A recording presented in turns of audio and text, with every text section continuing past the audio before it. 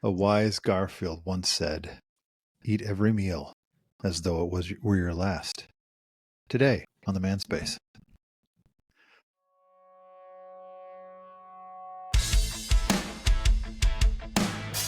Welcome to the Manspace podcast. We're your hosts, Doctors Matt Brown and Rob Porter, and clinical therapist Mike Porter. Welcome, spacemen. That may or may not be the wrong Garfield. The cat.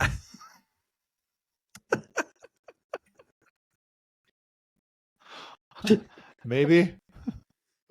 It's funny because James A. Garfield.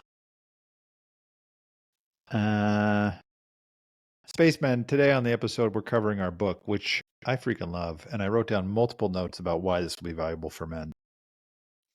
Well, that was one of the. See, this is the book.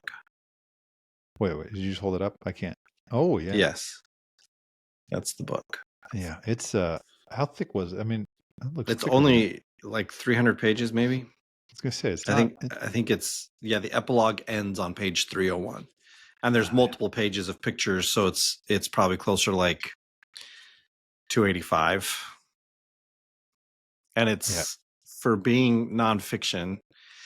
It reads like a story. Like it's, again, very much like if any of you listeners are familiar with Eric Larson, who wrote Devil in the White City, it feels kind of like that, where it feels like a handful of disconnected things that become very connected by the time the story's done. It is fascinating. Yeah, it is very narrative in nature, though. It's very well done. I feel like we should. I was just going to say, I feel like we should float around for a minute, but maybe we'll just get right into it. But this is a similar vein. I was talking with someone recently who was telling me that he was recently fascinated by, and he sent me the link to this. I haven't watched it yet. By a YouTube video about the origin of the blue LED. Which is funny because I mentioned this to Becky, and my son was like, "Yeah, because they only had like one for a long time, right?" And I was like, "Yeah, why do you know this?" They only had one LED? Like they only had one color. They only had red for a long time. And then they invented green. But blue apparently was like elusive, and it was like, I haven't watched the video yet, but apparently it was very difficult to develop blue. And then once they develop blue, it's like now we have these, like lights that can be different, all sorts of different colors. Right, now we can do whatever we want. Yeah, which was funny to me. I was like, we could have green, but we couldn't have blue? Like, why not? Yeah. Why not the primary colors yellow and blue first? Makes green, right. I guess we already had yellow. Right, so then why, like, how did they get green? Maybe green was their attempt to get blue. Maybe. Whatever. And yellow is the place where they always started. It's fascinating to me to think about these things that in theory don't mean anything. Who cares? But then it's like you hear this story about, actually, this is one of the things I loved about this book. You hear this story that's about one thing. And really, there's like all these fascinating things that come together. Like basically the first air conditioning was invented because of this. Yeah, because of James Garfield. What?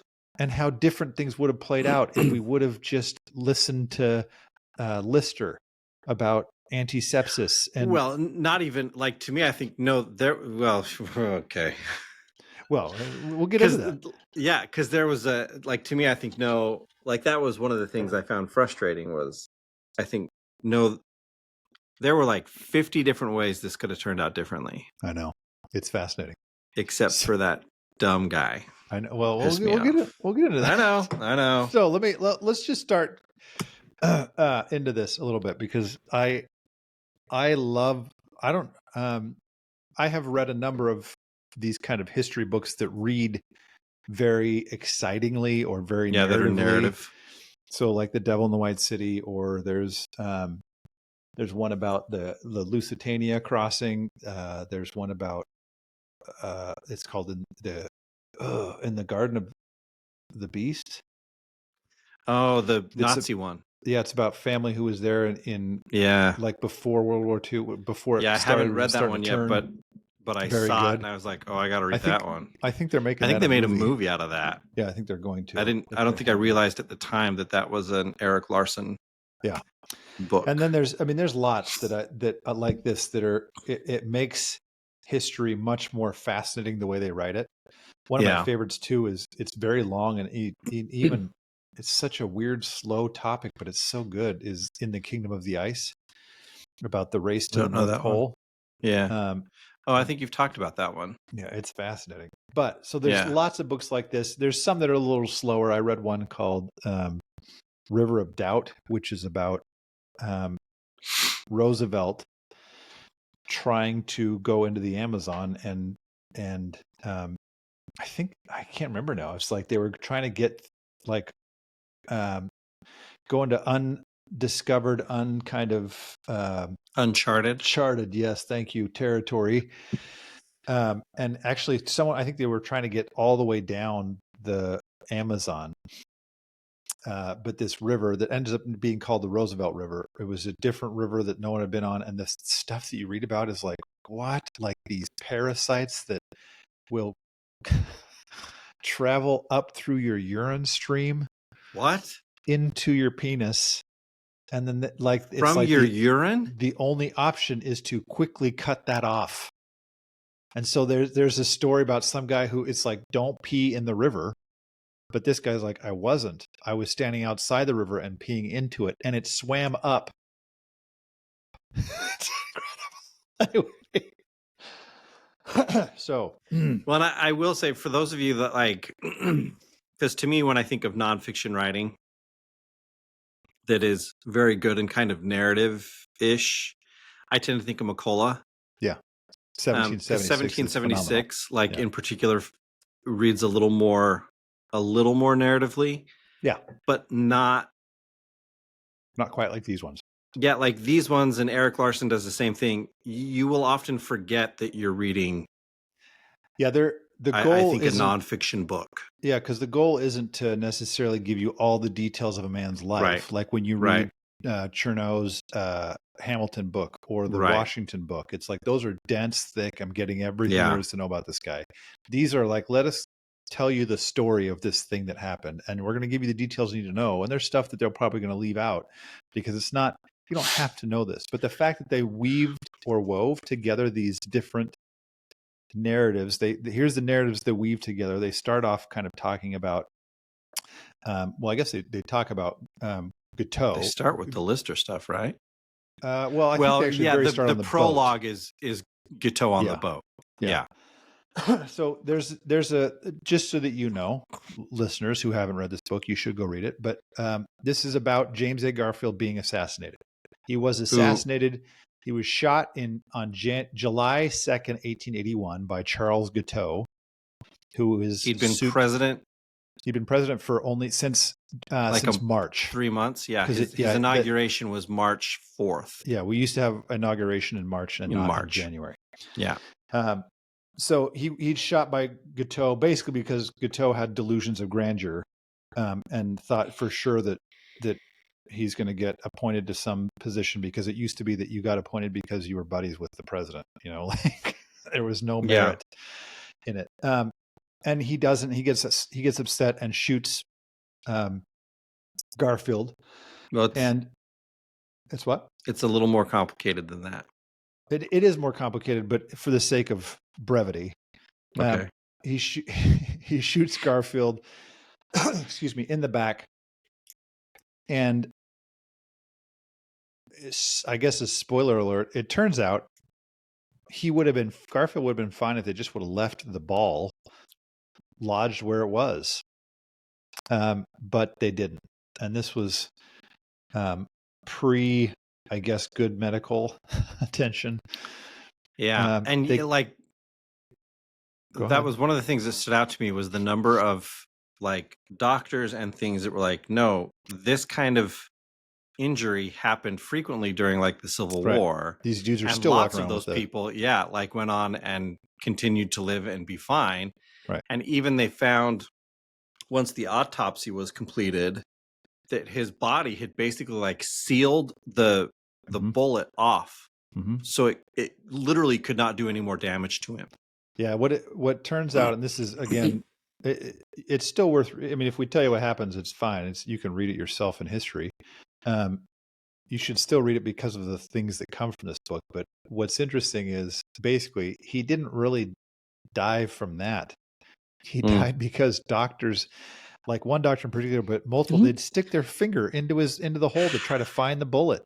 And not a gloved finger, right, mind just you. because they didn't believe at the time that germs existed.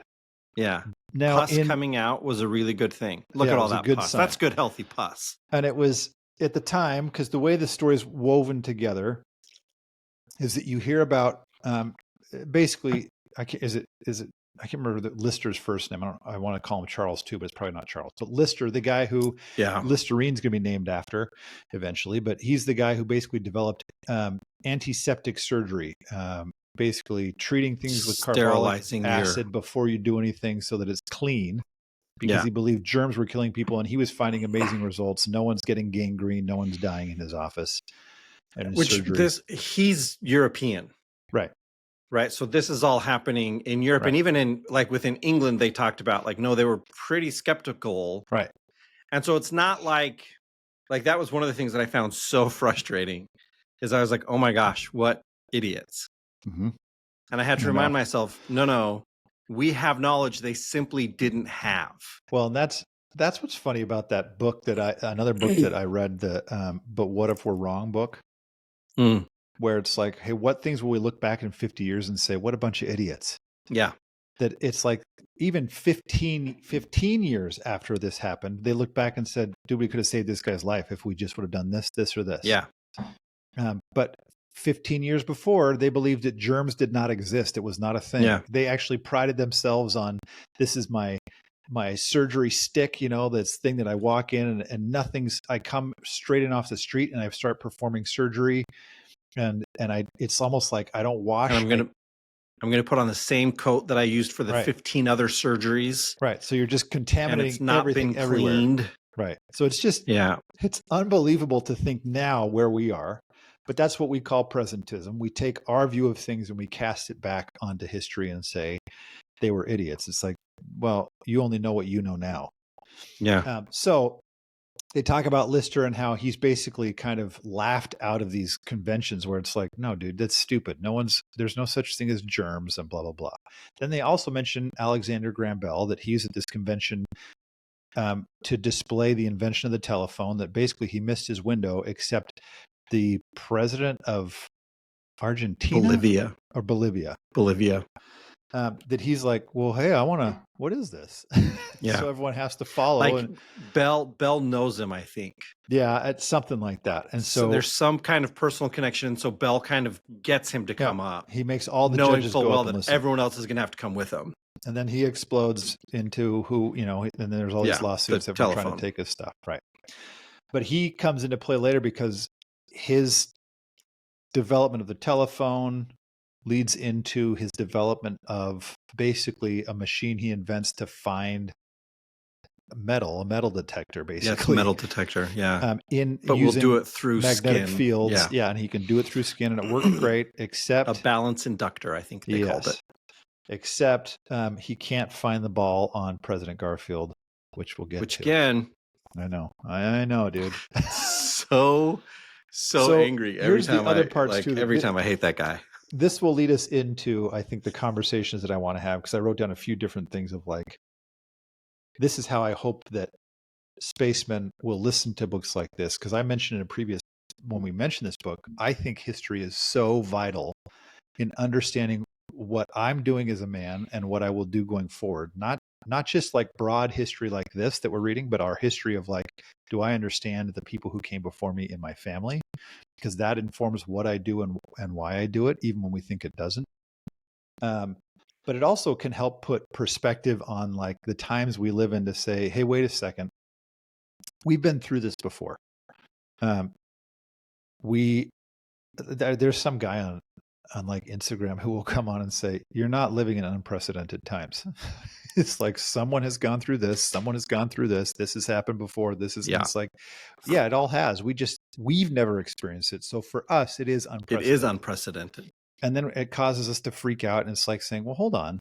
If we look at the broad picture of this, then we can see a little bit more, and hopefully we keep learning.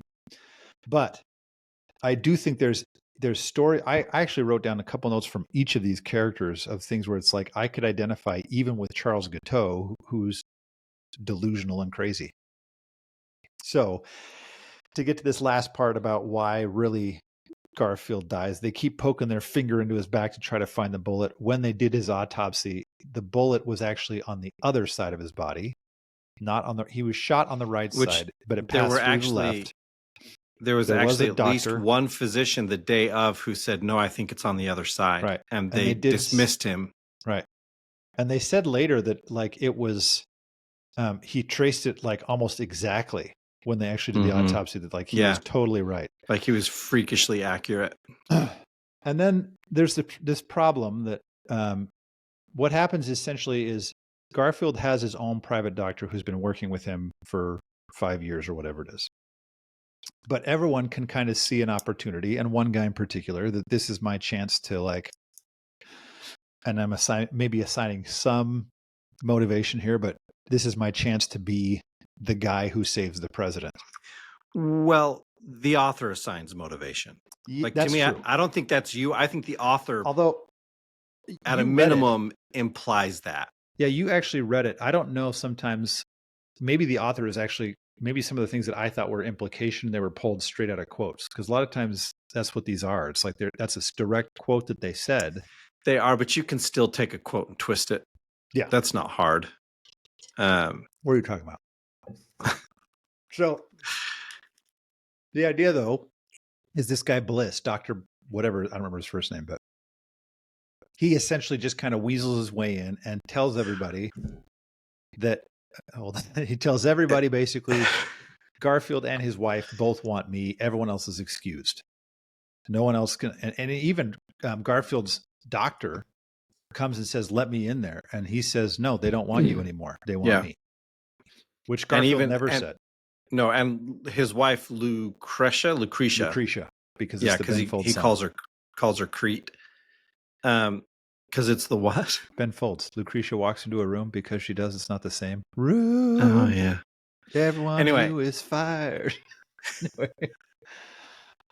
Anyway, so Lucretia comes in, or later someone asked about it, and she said, "No, we never said that," and totally sold out Bliss when he tried to say. And so that's the thing. Like to me, I think like whether you're implying it, whether she's like, I don't know, it didn't feel to me like she was misquoting or twisting.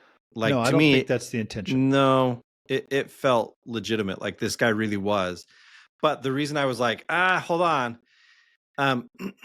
He was brought by Robert Lincoln. Yeah. Robert Lincoln was a member of Garfield's cabinet, Abraham's son, the last surviving son of Abraham Lincoln, and felt like this Bliss had been the guy who cared for Lincoln in the hours following his shooting. So he felt like this is a good dude. It's a good guy. It'll be a comfort to Garfield. That's right, because Garfield had been a general in the Civil War.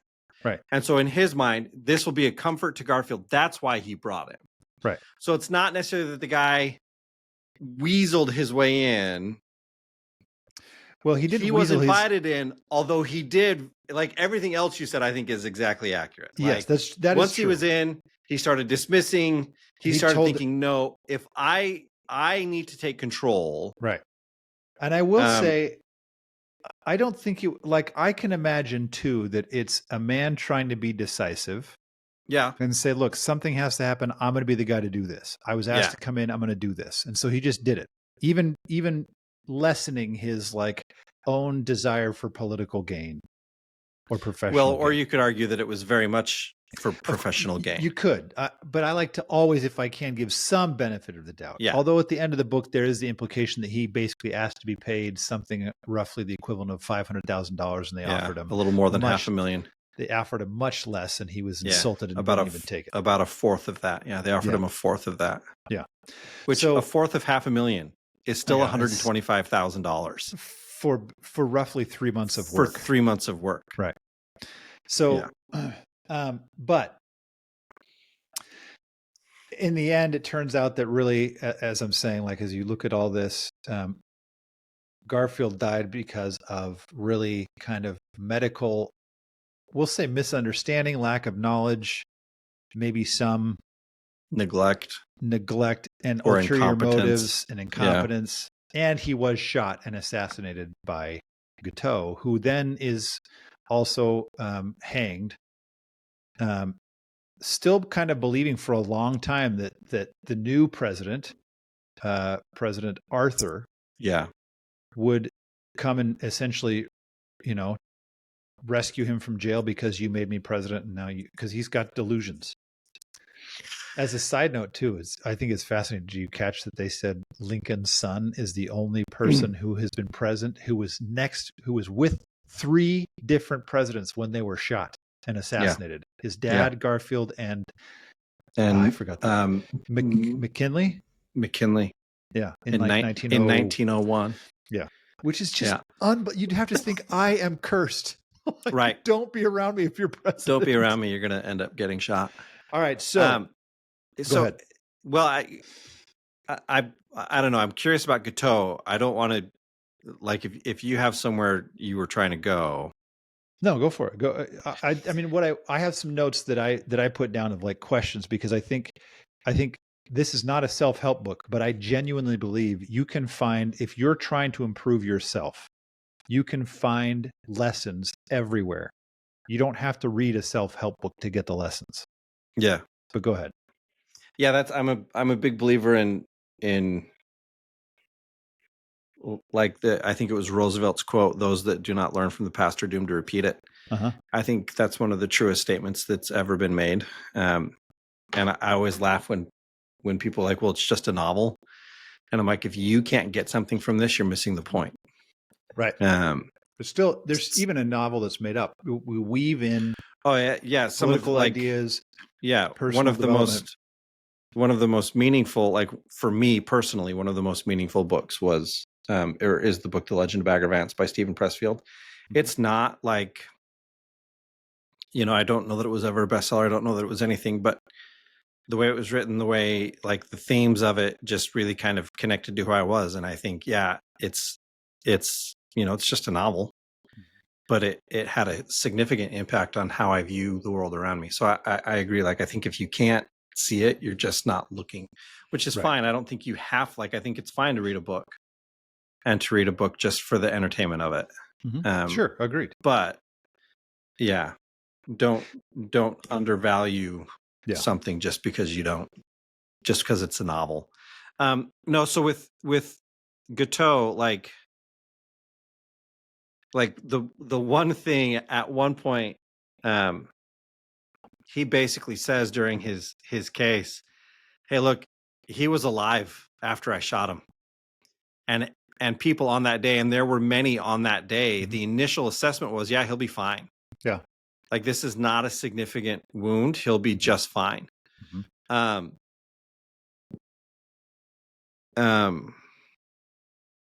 And he goes, so it wasn't me that killed the president. It was all of these doctors that came and didn't care for him properly and didn't treat him properly and made things worse. They're the ones who should be on trial here, not me. Right. And that part I thought, he's not not entirely wrong. Like, well, it's funny. There's some malpractice suits brought against Bliss. I did think that. I was like, I don't think that probably existed back then, but no, probably not. But the thing that I was curious about, right? Like, one of the big questions that kind of surrounds the trial for Gatot is whether or not he was crazy. Mm-hmm. Whether or not this was an act of insanity. And so I'm curious, having read it, and like they have a lot of direct quotes from him, journals, I suspect. Yeah. What do you think? That's a good question, because it's at the end they talk about how they actually sliced his brain up and Yeah. sent it off to psychiatrists to say Yeah. was he crazy, and they said no. To me, But I is that think, something you could really see in the brain? yeah, I'm like, well, The what's brain in interesting, 1880. right? And they talk about how his I also really want to go to this museum where in a drawer is part of Gatot's brain and Garfield's and spine. part of Garfield's spine, the part that has the hole, the finger hole. But yeah, to me, I think you can't look at this and not believe there's some level of delusion. So whatever you call crazy, he clearly believed, the way it was written from his journals, what he was doing was what God wanted him to do, and for the good of all of the nation. yeah, And believed he would be rewarded greatly for it. And it wasn't just like, so to me, I think in that insanity argument, like, is that, it's like, I mean, that's pretty, it's pretty insane. I don't know enough legally to say this is what would constitute that. They kind of mention what counts as that and what doesn't, based on, I think, what England had done at the time. yeah. But I think, to me, it does feel like the dude was crazy, because he seemed to be genuinely confused almost all the way till the end. Like, Yeah, but so that's the thing. To me, and this is like I kind of went back and forth on it, and I think where I ended up is not crazy. In part because he, like the author pointed out, that towards the end he very much didn't want to be. He wanted people to understand he was crazy when he did it, and that never again would he would never do it again. right. And that he certainly wasn't crazy now, that it was just in that moment he was temporarily crazy. And so to me, I think, yeah, the minute you're making that kind of argument, yeah, like I'm a little bit out on you. Yeah, but that one. Go ahead. Well, for me, well, no, say what, because I think what you're going to say is response to that. So say what you've got there. just briefly, I think, yeah, that one's hard to say for me. I don't think I could rule that out so easily, because it does feel a little bit like there's a little bit of trying to save face, a little like, I don't know. It's just so hard for me, I guess, is all I'm saying. In it's not really a rebuttal, but it's like his journals were so thick with, like, I'm best friends with the vice president, basically. That's like, what? Yeah. So it just depends on how you define crazy. That's what I mean, is like, would we say, well, dude, you're freaking crazy? And so here's where I kind of landed with it, because, like, yes, and I realized as you were starting to kind of give an alternative thought there, that part of why, to me, he's not crazy is he very much believed, and he never wavered in this. Even when he said the crazy thing, he never wavered in the idea that he felt like the Spirit of God spoke to him and told him, you need to do this. Right. And this is where, for me, his crazy argument gets really thin, because he wrestled with it for initially like a day. Yeah, that's true. And kept going back and trying to get God to say, no, that's not what I want you to do. And kept feeling like, no, this is what God wants me to do. Well, it's and then for weeks after that, still struggled with it. Like, even after he kind of, quote unquote, resolved that this is what God wanted him to do, he still struggled with that decision. And I think if part of it is the ability to recognize right and wrong, that those 2 weeks worth of struggle, no, he knew full well. Right. That's he the part simply said, this other thing that I have felt, outweighs what I know to be wrong. Right. And that's the part where I feel like maybe there's probably two different classifications in my head, obviously, of like that's crazy versus that's crazy. One being a legal argument where it's like you have to prove this, this, and this. Right. This one being like, dude, that's freaking crazy. But because it's interesting to say, I felt like this is what God wanted me to do. We have lots of examples in our modern times and history of someone saying, I did this because it's what God wanted me to do. And we're like, you're crazy. You know, like, but it's not enough to say I've had people tell me that. Crazy. Right. So it's not enough to say you're crazy, like you don't have to go to jail. Right. So interesting question. Here's a question for you though. So, go ahead. Finish. I do have one more thing. Sorry. One more thing about this, because to me, I looked at it and I thought, oh, he was a narcissist. Now, if we stick him with the diagnosis of a narcissist, would we ever call him crazy, or would we just call him a narcissist? I mean, because narcissists are delusional. That's true. Okay. I could see that.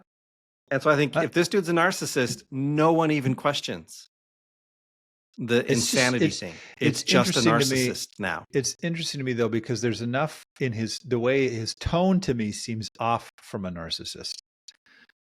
In what way? Like there does seem to be some degree at times, and not to say that narcissists can't do this, but like of humility, and even a little bit of I can see that. Like not like all narcissists are really intelligent, because they are for sure not. But it's like it's almost like I don't think he's intelligent enough for that. Like he clearly was not. Like he was just dumb as bricks. And yet, some of the things that people said about him during the trial was that he was extremely intelligent and well spoken. That's true. So maybe he did dumb as bricks things. Maybe it is narcissist type stuff that like I'm best friends with this guy. Yeah, that's valid.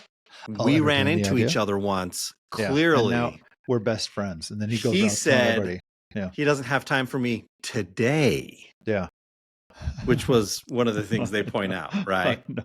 So clearly that means he's aware of who I am, and he'll make time for me another day, just not today. That is interesting. I think I like that. I'll go with it. So here's a question for you then. This is one of the ones I wrote down about him. Well, I guess what I'll ask you, and then I'll tell you where this came up for me. Is there any place where you could identify with Gatot? Of course. Where? How?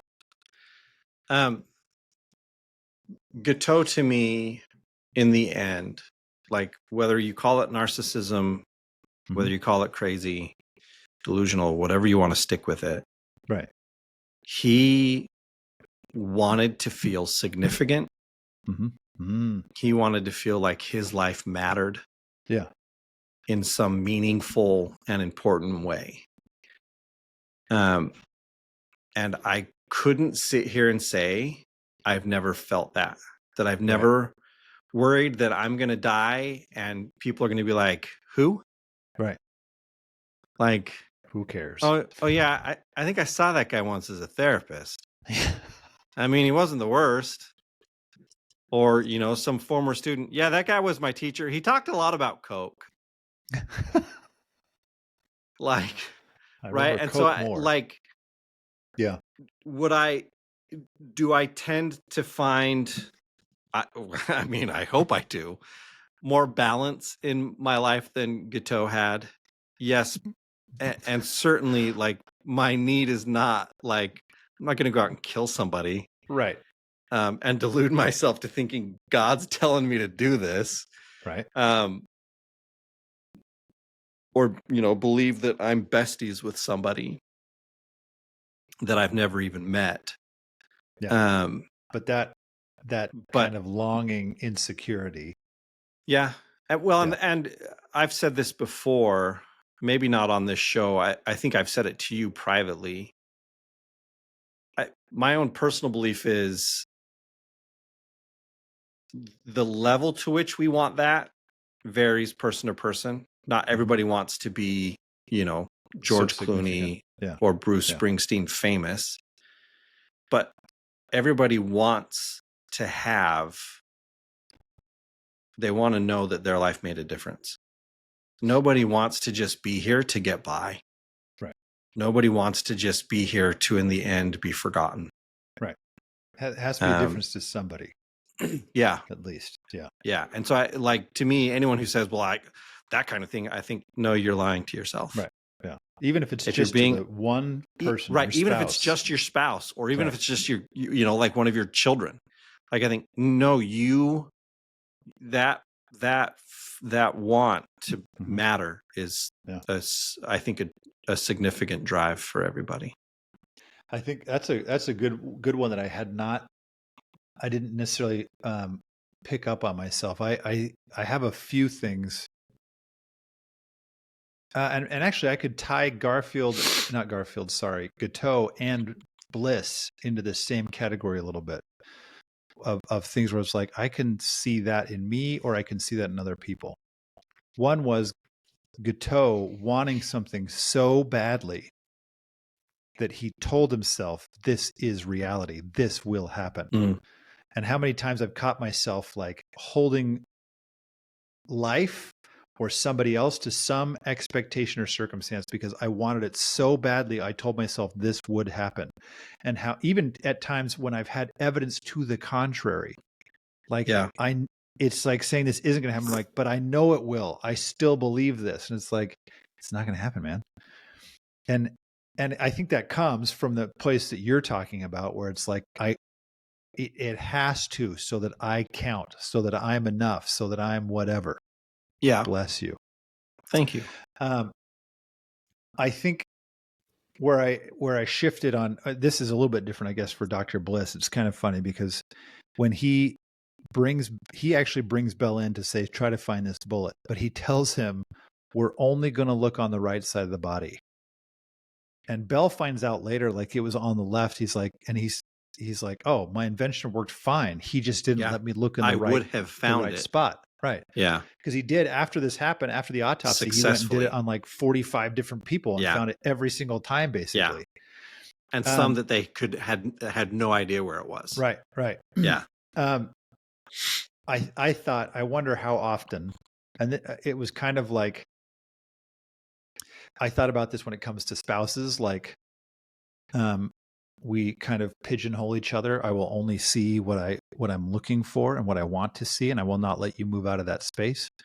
Or sometimes when people talk about like they prayed and they didn't get an answer, and my response is like, well, did you allow for other answers besides the one thing you were looking for? That you're looking for. Did you only let God look on the right side of the body, not the left? And he's like, it's on the left. I can't answer this for you.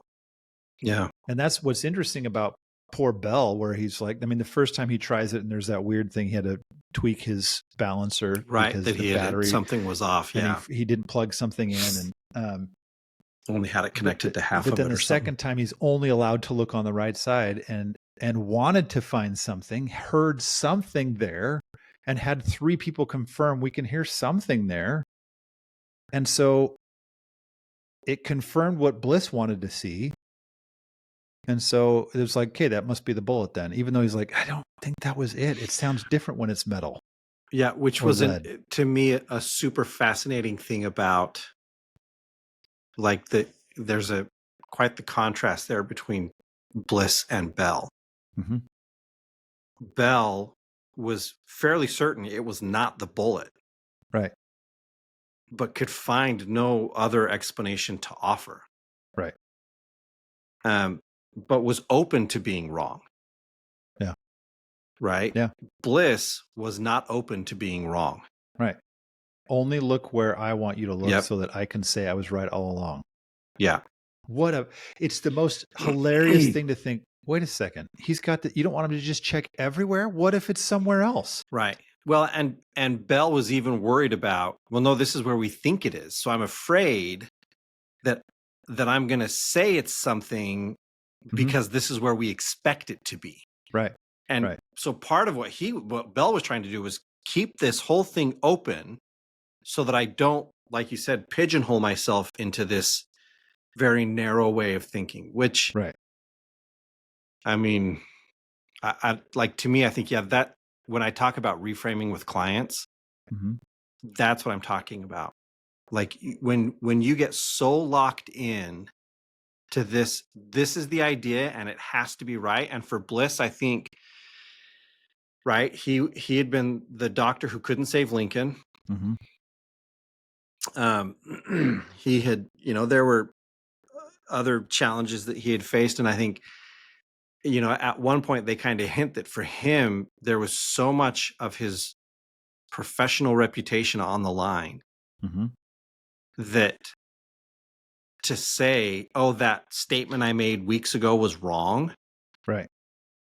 And he'd been making over and over and over again. And yeah. Right. And so, like, for him, that the fear of, well, I can't be proven wrong. Right. But again, his unwillingness to even entertain the possibility, like, for all we know, they could have found it the first time. Right. Even with things not working the way that Bell wanted them to work the first time he came in with the induction balance or whatever it's called. Mm-hmm. Balance inductor? Anyway. I think it's the induction balance. Anyway, I can't remember. It sounds anyway, fun. with his metal detector, whenever he came in with his metal detector, like, I think, even not working exactly the way he thought, he may have still been able to find it. Right. If Bliss had allowed him to look. Allowed to do it. That's that's the part where I think, relationally speaking, if you pause and say, hey, what if I'm being like Bliss and I don't know it? What if I'm being the person who is saying, no, you will only do it this way? This happens a lot to men where they feel like their wife is saying, I want you to do this thing, but it must be done in a way that I want it to be done. They don't say it that way. It's just they find out when they try to do it and their wife is upset. So you wanted me to do it your way. You only wanted me to search the right side of the body. Mm-hmm. And how unfortunate it is to be so close-minded to think it must only be this way. It's like, hey, we got to figure out how to be more open to the possibility of, like, hey, what if I'm wrong? It's so valuable to say, I think I might be wrong.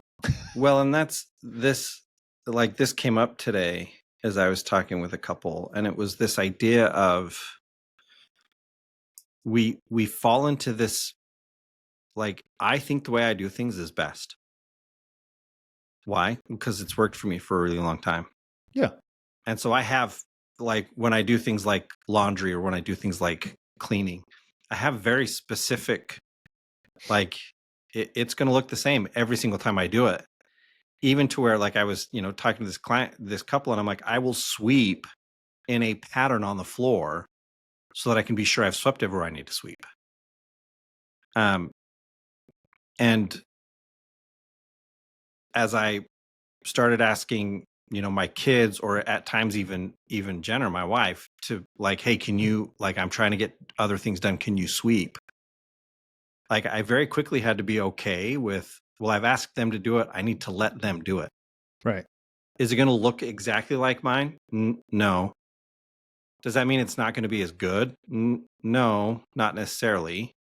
Right. But I have to be willing to just kind of be uncomfortable as it's not done my way. Right. And recognize, well, what's my outcome? If my outcome is finding the bullet, then who cares how I do it? Right. If my outcome is being proved right, well, then you better do it my way. That's what is so interesting, is, like, in relationships with our couples, it's like, is the outcome for the relationship to get better or for you to be right? Bliss, clearly his outcome was, I must be right, not whatever it takes to save this guy. Which is, like, that's another thing has come up it even came up with a kid today. This idea of, when you go, like, I asked this kid, I said, so when you're having a conversation with your parents, how do you know that they understand? And he goes, well, because they give me what I want. And I said, so they only understand when they agree with you? Right. And he goes, yeah. And I go, so for you, winning an argument is the other person thinks the way that you think. And he goes, yeah. Yeah. And I thought, yeah. And I, like, it's funny because hearing it, like, if I were to say that to adults, they would laugh. Yeah. And yet we've all sat across from couples and thought, well, that's what you're doing. Yeah. You are coming back to it over and over again, not because you haven't been validated, not because you haven't this or that, but because you're convinced that if you can just use the right combination of words or the right whatever, they'll see it your way and they'll stop fighting you on it. Right. And like the question, right? It goes back to your idea. What if you're wrong? What if they just don't agree with you? Mm-hmm. Like, what does that mean for you if they just don't agree? Then it's bad. So Well, apparently. here's an interesting thing too. Like, I think, because I just have a couple more thoughts, because there's so many things in this that I actually felt like, boy, this is there's a lot of relational things in this as I look through it. One was interesting. I just have one more relational thing and one more just kind of generic thought. But it's when they were talking about Garfield courting his wife, and that essentially he's like, I don't even think she likes me, basically, because she's not very effusive with her love towards him. Yeah. Until he got a hold of her diary or something like that. She handed it to him. That's right. She walked up to him and said, "Here," and he read it and found out that he's like, "Whoa, she's super in love with me." Yeah, like super in love. And I thought it's another one of those areas where I thought we do this over and over in relationships, whether it's your marriage or just a coworker, is we narrate the other person this way. This is what they're thinking. And I spent a ton of time, I've said many times on this show, like reframing, saying, what if that's not what they're thinking? What if it was actually something else? What if he wasn't trying to be mean? He was just feeling really insecure and reacted poorly. Like, you could look at Lucretia and say she was reacting poorly. Now, only because she could lose the thing she really wanted. She wasn't coming out with stuff. Right. But Garfield was ready to just basically be like, okay, bye. All because he didn't know. Yeah. Which, yeah. Well, yeah, no, go ahead. I was going to say something, but I realized, like, no, he had been trying to get her to open up. He tried. Yeah. Like times. for a long time. Yeah. And finally she gave the diary. Right. Yeah. Cause she couldn't figure out either how to do it, or she was too afraid to do it. So she's like, here, just read this. And sometimes I've known lots of couples where it's like, I don't say it well, but here's a letter I wrote. And it's like, cool. If that's going to convey the same message, I don't care.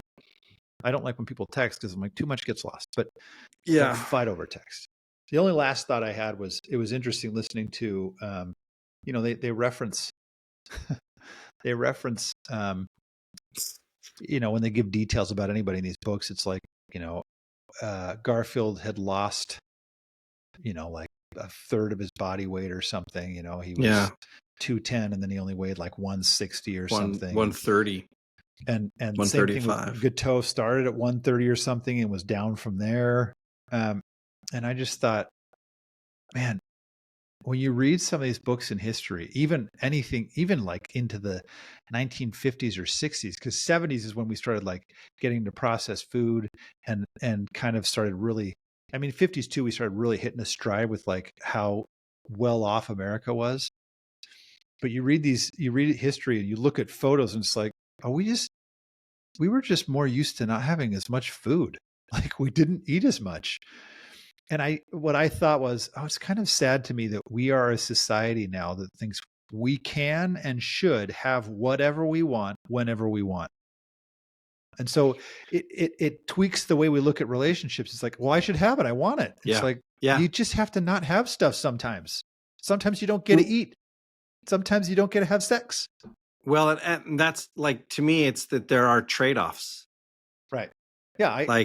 You will never, in a relationship, the other person will never be exactly who you want them to be. Mm-hmm. You can choose to accept that or not. Right. If you choose to accept it, then you learn how to see past these things that, like, I'm sure there is a long list of things that Jenner's just like, still, huh, Mike? Still do that? I got a bunch. Yeah. But she recognizes, but in the grand scheme, you've got everything else I want. Yeah. I got all these other things. That's just Mike. Like one of them, and in fact, it was something that she came to terms with a long time ago, and even once I knew she'd come to terms with it, it still frustrated me. Because I didn't like that aspect of myself. Right. But for her, she was just like, it's just Mike. My wife has done that. She said that to me, like, it's just Rob. Yeah. And that's the part I think is, we do have a broader, especially American cultural narrative that is like, basically true success is like, you can have and do whatever you want, whenever you want. And it's like, that is not true, especially not in relationships. And so go ahead. It's just one more lesson to me. Like, as I look at this, that I think, oh, I got to remember that like, it's okay to have to accept some things. These dudes were hungry a lot, probably. Yeah. It's like, you just get used to it. That's just part of life. Except, just that they probably weren't like hungry. Right. Because they were used to it. The body will adapt. Right. Once it hits, this is the amount you need. Right. The body adapts. Right. It just figures out how to function on that. Which it's funny because you bringing all that up made me think of the other book that I think was this your pick too? Yeah. Comfort Crisis. Yeah. And I that's the whole thing he's getting at in that book, is a lot of the things that back when Garfield was alive would have been normal and would have pushed us to be uncomfortable. Right. And as a result, right, we're doing these hard things. Now we don't have that. Yeah. And we're probably worse off for it. So that like my this book was a surprisingly emotional book for me. And I can't figure out. So the president of our church, well, actually Matt too, that three of us belong to, passed about 10 days ago, on the 27th of September. And honestly, I could see, as I've thought about it, and the funeral was held for him yesterday. And I could see, I think, some similarities between who Russell Nelson was and who James Garfield were. I was like, I was like listening to the way they would describe Garfield. They were doing surgery on this guy with no anesthesia, no painkillers, no anythings. And one of the doctors at one point described him, he goes, he didn't even twitch a muscle. Right. And he was always, even when he had lost, 70 something pounds, here he was saying, waving and cheery and trying to keep everybody else's spirits up. Yep. And just determined that, like, nope, this is this is the way things are going to go.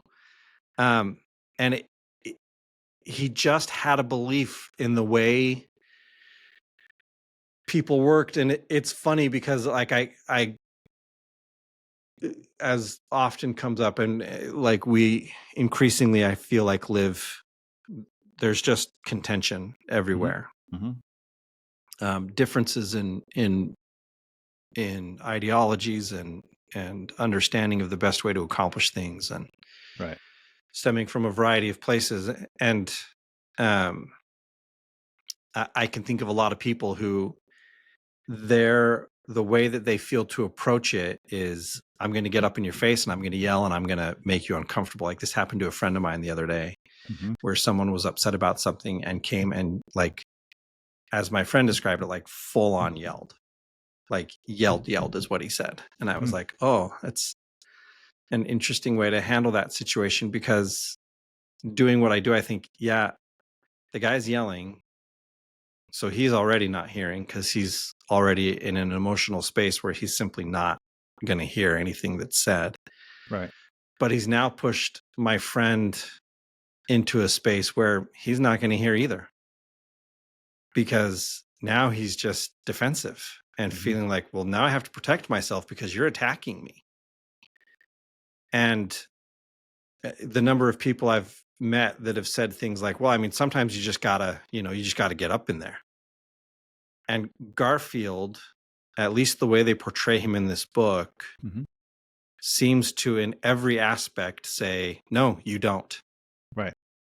And he wasn't a pushover. Like, Roscoe Conkling decides that I'm going to screw with him. And it reaches a point where Garfield is just like, look, dude, I tried to be whatever I tried to be, but no, I'm not going to let you do this. Right. And in his quiet, polite, respectful way, held his line. Mhm. And it ended up costing Conkling his entire career, Yeah. right? So- Most of his friends. Like, that was a It fascinating. feels so satisfying. Oh my gosh. Especially knowing that, and again, like, to me, like, from the outside, I was like, yeah, and Garfield didn't, like, at one point, he just said, yeah, I'm not giving this guy another thought. Right. Like, you know, people would try to, he's like, I'm done with that. It's done. It ran its course. It's over. I got other stuff to do that's more important than this. I'm not worried about Mhm. that he might be upset with me. I'm not worried about this or that. I have things I need to get done. Right. But the thing that, like, just so impressed me about him, and it is one of those, I found myself wondering kind of throughout, like, how that might have, like, how our country might have shifted had he not been assassinated 3 months after being inaugurated. Mhm. Just the way he saw the world and the way he saw people. Right. Like, he was like, he was big on the beliefs of equality, Mhm. and not just on paper, but, you know, Mhm. like, they had a quote of him talking about the black population, and, you know, and this is in the 1880s. Right. And he's basically saying, look, don't let anyone define you. Go out. Like, you should be free to go out and make the life you want to make, and no one should stand in your way. Don't be, I can't remember exactly, but to me, I like, this is 1880. Mhm. Like, there's probably not a lot of people talking about that kind of stuff in the 1880s. And here Right. he was. And so it was just one of those where I found myself wondering about those kinds of things.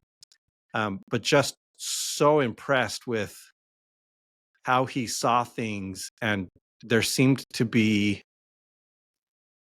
an underlying hope in how he saw the world, which I found in the little bits that, like, one, it left me, I totally want to read, like, a biography of the guy, just to be able to learn more about that kind of belief, right? That Yeah. seems to permeate everything he did. But so, yeah, I found myself at times reading it, like, probably angrier than I typically would have been, certainly more emotional, as it's talking about his death, and just being like, oh yeah, okay. Well, that's what's funny about because he is such a good, like, they kind of mentioned at the end too, that really his legacy would be the kind of man that he was, because Yeah. he had 3 months as president. Yeah. So it's just such an interesting thing to think.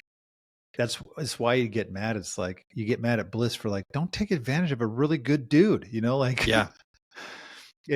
I think it's like, even seeing that, it does make me wonder sometimes, like, well, I hope sometimes still that spacemen and all men will ask themselves, like, well, what kind of man do I want to be? Yeah. And this idea of being this, like, really aggressive, quote unquote, alpha male, it's like, that is not, you can stand up for yourself and be productive and successful without cramming it down someone's throat and without being aggressive. You can just be quietly convicted. Like, Yeah.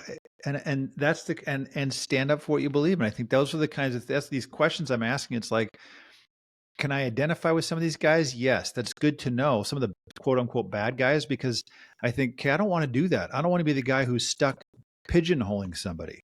I want to be open to something else. I don't want to be the guy who's so determined to have what I want that I will not see any other option. Or I the guy want to be who's the so kind of, focused on having a name for myself, right, that at anyone I else's take from expense. someone else to accomplish it. Right. And that's especially when it's like, and being open to saying, hey, there's a lot of good people out there, and I want to be like this one and that one and that one. And so hopefully, Spaceman, if you haven't read it, go read the book, Destiny of the Republic. It is a phenomenal book that is very entertaining and engaging as a read. Now, Mike. Yes. Did you know it's your turn to pick the book? I did. I don't have one not yet. Pick Well, it's because here's the thing. Like, there were a handful that had come up. The Anxious Generation is one that has been on my list. Yeah, me too. And then Tyler mentioned it. Yeah, and so I was like, oh yeah, but and again, it could just be a byproduct of what the last couple of weeks have been. But I just found myself wanting to read something Uplifting? that was, but not in like necessarily a self-help kind of way. And I have a feeling the Anxious Generation is not going to uplift me. It's going to make me angry. Frustrate me. Yeah. Like it's a little bit like the coddling of the American mind. Yeah. And make me feel bad about what I'm not doing to protect my own family from this. Right. Yeah. Like, okay. So you got to find something that's going to uplift us all. Yeah. And that's like, right now I'm kind of leaning towards, Tipping Point by so good, Malcolm. Yeah, Malcolm. because that I love the way that guy thinks. Yeah, and that one's the better. The Revenge of the Tipping Point is kind of the negative version of the Tipping Point. Have you read them both? I mean, I know you've read Tipping Point. You've read Revenge of the Tipping Point. Yeah, it's still good, but it's kind of saying here's how the tipping point can be a bad thing. Yeah. So yes, but Tipping Point is phenomenal. All his books are. Yeah, and so that's the thing. Like I said, that's kind of where I'm leaning. But like, yeah, I might like. I was so interested in why you chose this book, right? Because it's not. You wouldn't think of it as a stereotypical self-help book, and yet again, it was extremely impactful to me in a different way. And admittedly, part of that too is I like I say, I think a lot of these things can be impactful if we're looking for if I'm looking for clues to how to be better, you'll find it. Yep. Also, I'm not a big fan of self-help books, man. I no, me either, like, and that's boring. I think we've actually done a pretty good job in our book selections. Yeah. Of picking books that aren't necessarily super self-helpy. Agreed. Some lean that way and some less so. Yeah. Like Comfort Crisis to me doesn't necessarily feel self-helpy, but it's a little bit. It is. Yeah. But it feels more like the guy is just like, well, here's what I undertook and why I undertook it, and here's what I learned from it. And if you want to do that, go ahead. Yeah, and I've got. Oh, go ahead. Anyway, so yeah, I'll have a book by next week for sure. Okay. And it could be a work of fiction. It could just be Malcolm Gladwell because, like I said, I like the way that guy thinks. He's the best. Yeah. So there you have it, spacemen. Read the book, be a better man. Let it inspire you in some indirect way because everything is not actually step by step. Also, next week we're going to talk about AI in relationships again. Ooh, because we've got some updates. So come back next time and catch us on the Manspace. Some other intelligent Garfield quote.